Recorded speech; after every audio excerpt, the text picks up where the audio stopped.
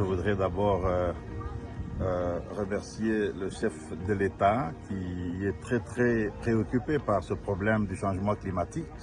Vous l'avez vu l'autre fois, comme j'ai dit, à New York, où plus de 35% de son discours parlait du changement climatique ou de l'environnement en général, des ressources en eau, de la biodiversité, des tourbières et du crédit carbone. Donc il est très préoccupé par cela.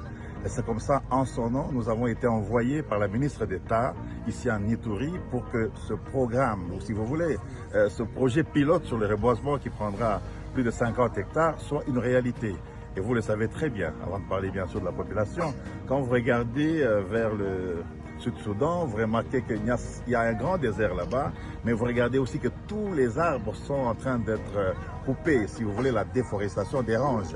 C'est la raison pour laquelle nous demandons que la population qui nous écoute, la population d'Ituri, puisse s'encaparer de ce projet, que ce projet ne soit pas seulement le projet du président de la République ou de la ministre d'État ou du gouverneur militaire, mais que ce projet soit leur projet, qu'ils participent à ce projet pilote de reboisement, qu'ils aident, n'est-ce pas, à ce que nous allons faire par rapport à la construction du parc à bois. Et je voudrais vous rappeler ici qu'il y a, si vous voulez, 300 pistes, n'est-ce pas, par lesquelles, vers Arro bien sûr et Magui, je disais 300 pistes où les camions passent avec de bois non payés, sans taxes, vers des pays que vous connaissez, pour ne pas les citer, Ouganda et autres.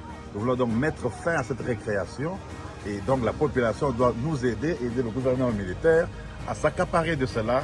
Et quand nous construirons ce grand parc, vous verrez plus de 200 à 1000 camions être bloqués parce que nous devons vérifier s'ils ont payé ou pas. Et c'est pourquoi le gouverneur qui est ici avec moi, militaire, nous le remercions parce qu'il nous a non seulement bien accueillis, mais nous a suivis depuis le début de la mission jusqu'à aujourd'hui.